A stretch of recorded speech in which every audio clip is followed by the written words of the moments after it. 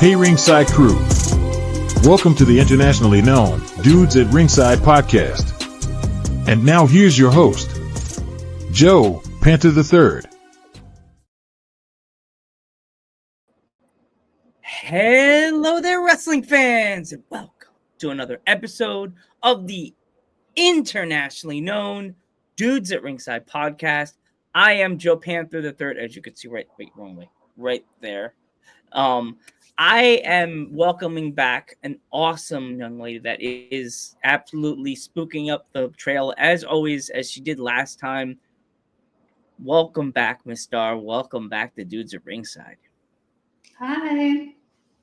Awesome. Very excited to be back. Yes, I'm. As soon as I was looking through my former guests for this awesome month of Spooky Wrestling Month, I was like, who's gonna make me want to have her back again and again? Because now this is part 2, and you know we have a record with Kiara that from England that she came on the podcast 4 times.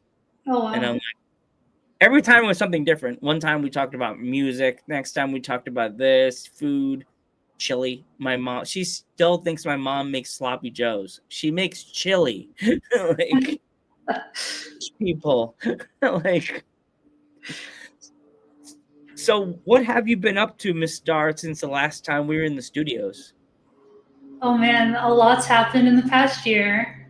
I've expanded my wrestling territory. I've now been wrestling in multiple states. I've been wrestling in Utah a lot. I'm about to make my Vegas debut finally after living here for about a year now. Still wrestling in Southern California a lot. I've got my own ring, which is super exciting. Yeah, it's been awesome. You must have a big house. Is it like in a basement? Do you have it like all wrapped up and you just push a button and it pops up? Like it's actually in the garage.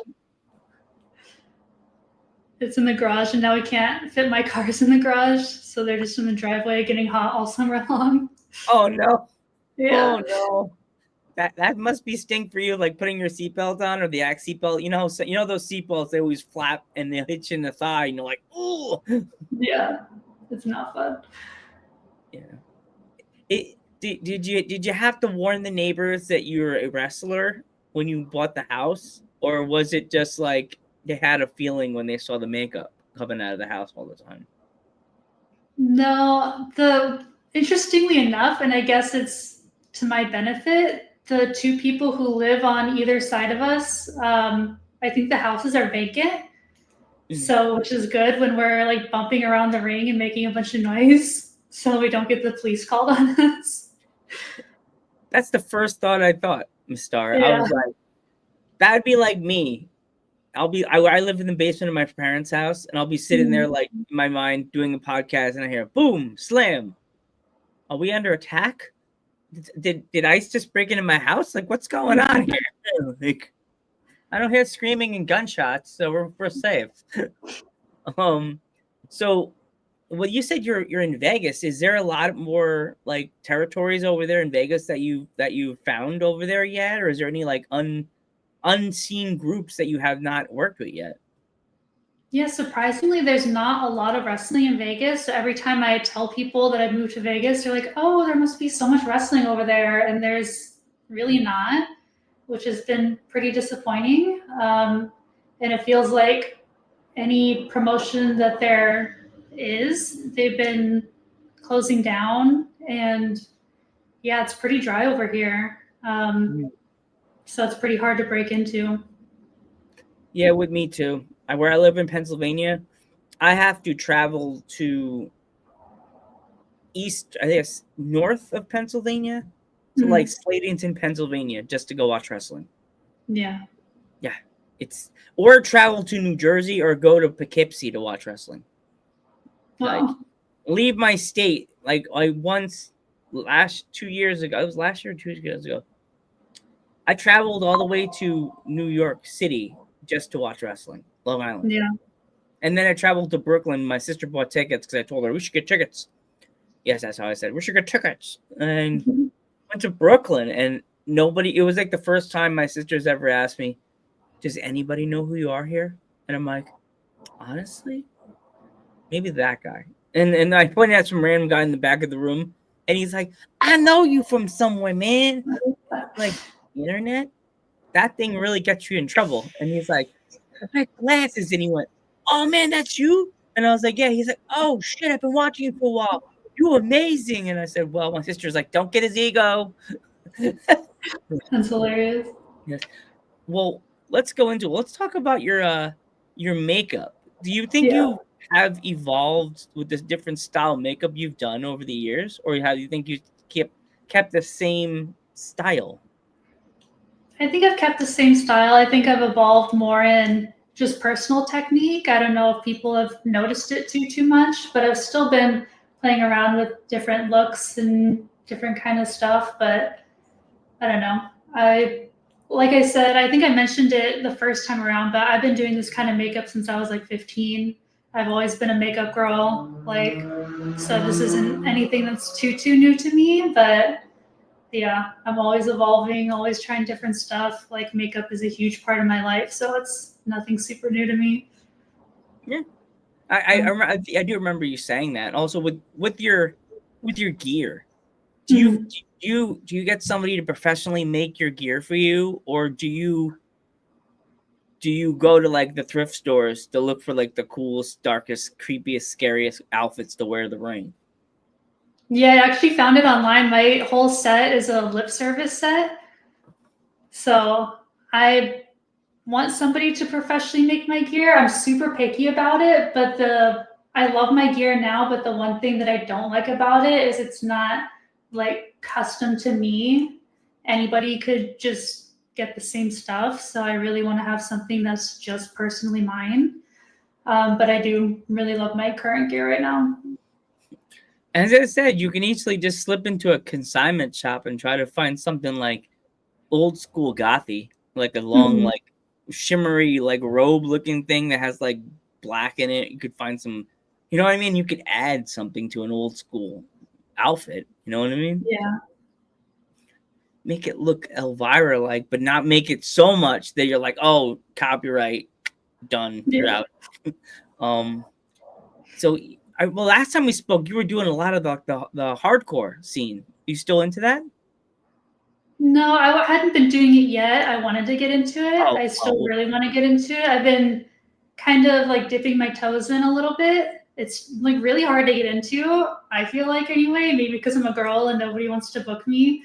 But I've been doing more like bar shows and more like fighting, not like deathmatch stuff, but more like hardcore stuff, more like non-conventional wrestling, I guess, which has been super fun. So yeah, I've been enjoying it a lot. well, I kind of botched that one. I was like, I thought you said you did it already, so I was like, oof. You know what match I want to see you do, but I don't know if you would go for it.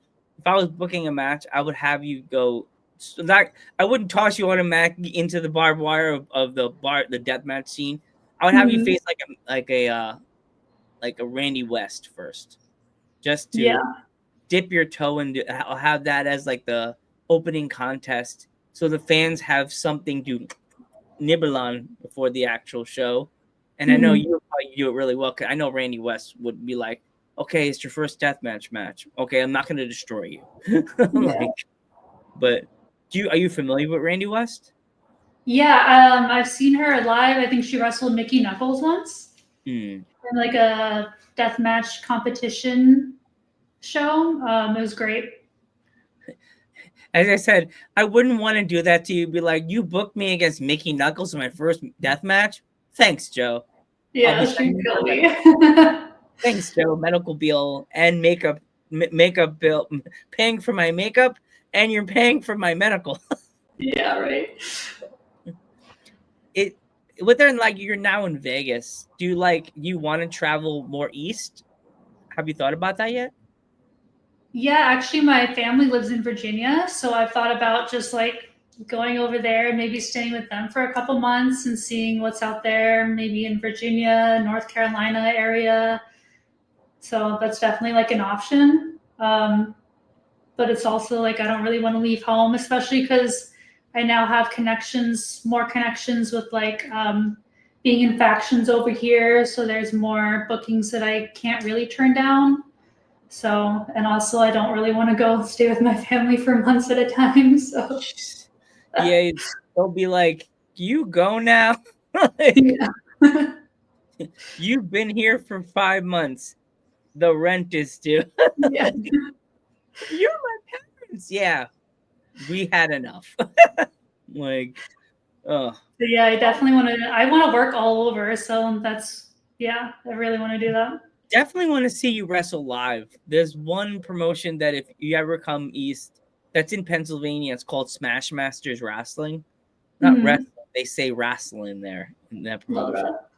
And they do a lot of bar shows. Mm-hmm. They do, and when they do their shows with Smash Masters, they do in New Jersey, they do deathmatch shows. But in PA, I guess maybe whatever the guy that promotes the state athletic league is not too like the New Yorks. They're not too friendly and happy with deathmatch wrestling. So they kind of give it the maybe just do a hardcore match. Yeah. So when a promoter like books you, do you think they like try not to like stereotype you as the typical goth girl, or do they ask you to tone it down a little bit ever at a show? No, I think booking, especially on the indies, is very stereotypical. Like you want to be able to tell a story immediately. So they're always like, we want you to go out there and be scary and spooky and like all the stereotypical stuff is great. So, and if they did ask me to tone it down, I'd be like, why did you book me then? What's the use? Say what's the use? You brought me here to scare the kids and scare the Yeah. fans. Do you think you've changed your move set in any way? Like in any like have you like I know there's people that like their move set has changed over time. Mhm. Yeah, I've definitely this past year learned what it means to be more of a character wrestler. Like when you're training in wrestling, your trainers are always like, okay, do this move, but how would your character do it? And that never really resonated with me until this year. Because I would just go in there and I would do moves and just to do them, like a suplex or a DDT. And it's like, okay, but why? Everybody does those moves. So I've been working more on, okay, what would a vampire do in the ring? I've been working on creepy stuff like doing a back bend and crawling backwards and doing things like, you know, I've been practicing. I've seen, I don't know if you've seen Toxic Thekla in AEW. Oh yeah. She does a suplex where she hangs on with her legs, superplex off the top rope. But she hangs on with her legs so she ends like she's hanging upside down. And I want to do that and look like a vampire hanging. And I'm like, Ooh. stuff like that. Like it's a superplex, but you just make it to fit your character. So I've been working more with things that definitely just feel like, okay, that's something that she would do in the ring. Awesome. Yeah. Have you ever thought of like because your hair is like a blackish like is it like it's like a reddish black? Am I right? It was brown. I've dyed it. It's kind of hard to see, but I've dyed it red. Yeah, that's what Like I'm a dark saying. It looks red. like it's like a reddish, like what do they call it? A sombrero? Is that the one with the girls do now with their hair? It looks like it's a brighter color, but it's a darker color. Am I saying it right? I'm not too I sure. don't think you are saying it right. I just words. I suck at words. Like, I know English. I swear. Okay, I know English. Like, have you ever thought of like tossing in like the front of your hair have like a blonde streak? But even though like they'll be like, oh, she's trying to change her image, like change like make it like the front few things blonde, or like throw a different touch into the gothic vampire look. Well, I just recently dyed my hair red because I kept seeing photos of my hair and I was like, everything looks great, the outfit looks great, the makeup looks great, and then my hair is just like bland, like whatever. And I don't look great with black hair. I think it's too harsh on like my skin tone and features. So I was like, I have to do something. So I dyed my hair red and I really enjoy it. And I've also put like tinsel in it. Oh, you can see the tinsel a little bit. So yeah, I've been trying different stuff to kind of go with my look. Yeah. Like, always trying to evolve a little bit. It's always good to evolve with wrestling because you don't want to be the stereotypical.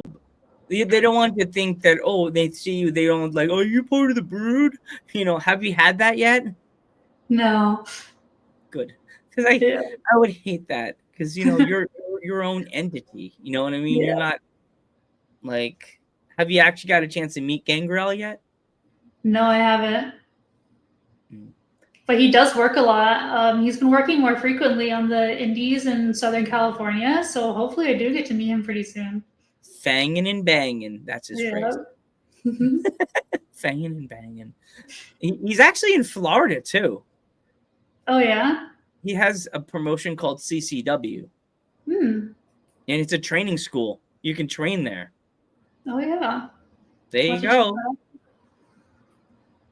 You can bangin' and bangin' with it. No, that sounded horrible. Bangin' and bangin' with the original, the OG. Yeah. Have you been watching, with it being like this close to this fun season of the funny Halloween movies, have you been watching any of the OGs, the originals? No, I haven't been watching any old horror movies. Surprisingly, and I don't typically watch new horror movies, but there have been some pretty good new horror movies out lately. Like 28 Years Later. I don't know if you've seen that, but that was really good. Just saw that on Paramount Plus as a suggestion. So I guess that gives a very spiky check with blood dripping off it from Starr. Yeah, it does. Cool. I'll definitely watch that one. For me, it's not a movie, but it was a series. It's on Netflix. It's called The Haunted Hotel. It's like a cartoon, but it's this family. And I can see the things going through your head like, oh, cartoon. Oh, this is boring, Joe. No, this is bloody. It's like a cartoon, like typical Sunday night Fox cartoon, kind of like American Dad style. And this family gets this hotel from the mother's brother that died. And she takes over. And they find out the place is absolutely drooling with ghosts and demons and like all kinds of like evil entities in the house. Is it new? Yes. I don't know how long it's been out. I just finished it like less than 20 or 30 minutes ago. I'll have to check that out. Yeah, Haunted Hotel. You'll see it and you're gonna go, wow, Joe, this is pretty good. Like it shocked me because I was like, it's a cartoon. Maybe. Okay, I'll watch it. Fuck. I got nothing else better to do. Between podcasts, I'm watching things on Netflix. I'm like, not watching Raw, I might add. Kind of getting late. Are you in any big rivalries lately that you want to talk about? Big rivalries. I've just started. I think it's building up to be kind of a big rivalry with Angel at Crimson Crown.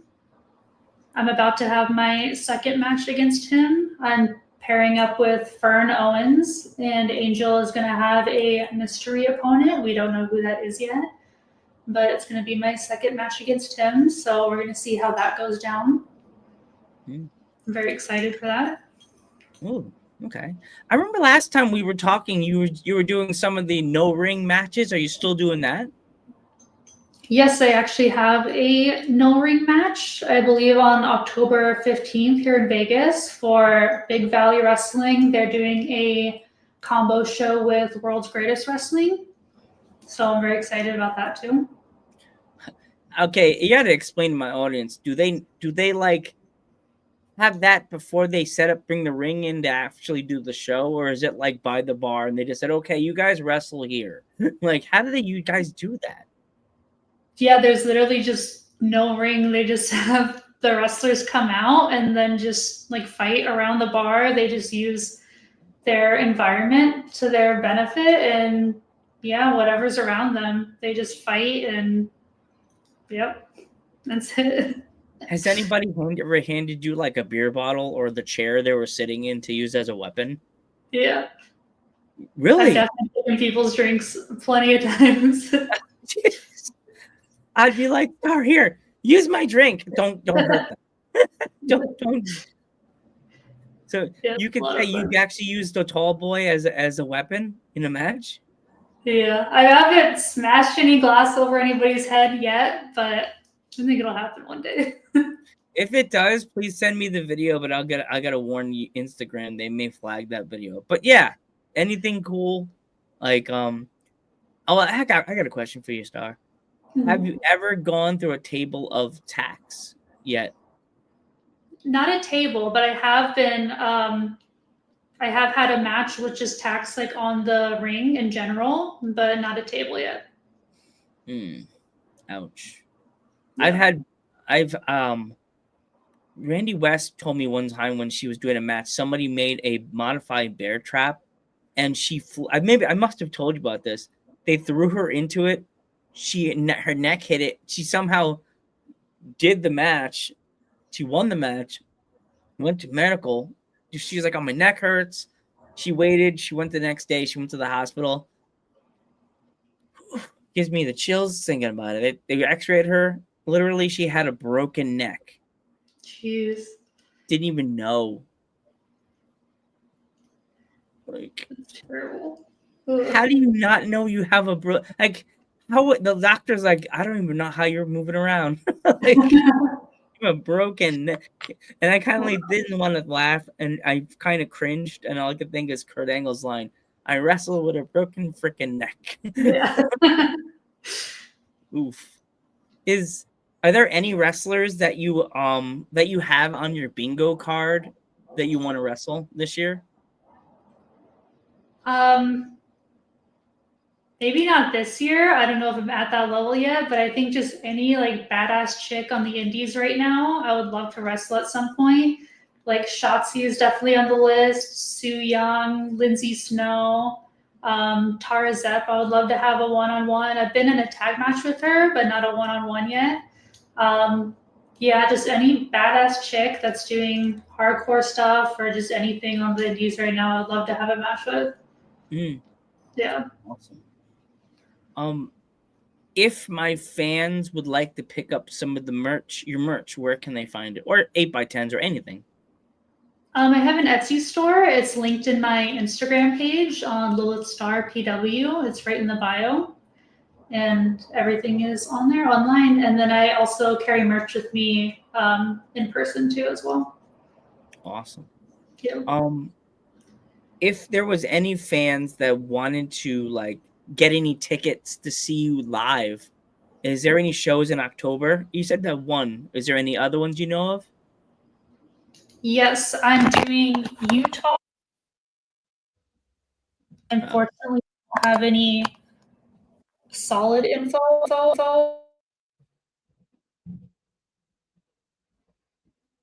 Your microphone muted. Okay. So coming up in October, I have Lucha San Diego on October 4th in San Diego. And then I have Big Valley Wrestling on October 15th. Yes, that's in Vegas. That's the combo show with World's Greatest Wrestling. And then I have the Lucha Project on October 19th, but I don't have any solid info on that one yet. And then I have Crimson Crown on November 1st. And I believe that's everything for spooky season so far. Ooh, I have a question for you before we go. So you've been doing a lot of lucha shows. Yeah. Have you ever thought of trying to have someone help you make a half lucha style of your character? I've thought about that, doing like a lucha mask of my face. Or like even make it like a cartoon. Could make it like a lucha style, like half. Make it like fangs and like have the red eye. Oh, girl, I'm gonna have to get my sketch pad out from under my out from the studio and have to draw this up for you because I could see it. Have to be like your smile, like you're smiling like this, but it's just a bigger smile, kind of like the scary vampire movies in the 80s movies, and it's just the fangs. You know, what's his name? Oh my gosh, he's a really popular wrestler in the 80s, the luchador. Everybody loved him. Like any of the luchadors that had like the mouths on their like a shark boy thing, but not super like a shark mouth, but it'd be like the big smile, not crazy big, normal big, and it has the fangs, it has blood dripping off the fangs, and it had the eyes really big so you can see through them, but not too annoying big, but make it look cool. Yeah. That. I want to at some point do the Sting thing where I have my face on and then I take it off and it's my face again. Yeah. You have to do the same face. Yeah. Man, they think you trick. Oh, you can do like that. You can have like the mask easily to be able to take off when you come out to the ring, kind of like a Great Muta style. Yeah. So you could still see. So it's not too overboard because you would need to have your makeup be able to be under the mask unless you start doing a Great Muta that you toss the mask on for the lucha shows. That you could just do it like this. Like it doesn't go all the way over the face, so you just goes from your nose down over, and it has room for the hair could come through the back, so you don't have to they're pretty much saying so you don't lose your hair. You know, you don't have to like do a cane. Like have to say I'm bald now. What did you do? Like, yeah. I'll definitely have to draw that up because I always forget. I had a wrestler a long time ago say, "Oh, you're gonna draw me my mask," and I totally forgot. Like, I was like, "Man, she's gonna kill me." She didn't even ask. Didn't. It didn't happen, so it didn't count. We listen and we don't judge. Here we go. I haven't did this one in a while, but I want to do it again because I had fun when I did it last time. What would you say would be your listen and we don't judge? Oh no. Wrestling or just in life in general? I guess you could toss in a little everything. Oh my gosh. I feel like I have too many. We got time. Or I'm perfect. I don't have any. Aww. I don't have anything to judge on. Okay. You don't have to. It's okay. I don't want to put you on the spot. I think, I don't know, the worst thing I do in wrestling probably is just like not wash my gear for the weekend if I'm traveling. But that's not my fault if I'm not home. And you don't feel like, I know wrestlers all don't particularly go to like the laundromat, like in that town they're in, like. Oh, I do get judged for this a lot, is strangers will bring me like drinks and I'll take them, even though you're not supposed to take drinks from strangers, but I do a lot. You take the chance. Like, it's fine. But I'm the nice guy. Like if you were like, "Oh, Joe, can you get me a drink?" I'll be like, "Yes, money in my hand." And then I'll take the money. I'll make it so evident so you can see me buying the drink. I'll be like, "I'm getting her a drink." Yes. Here you go.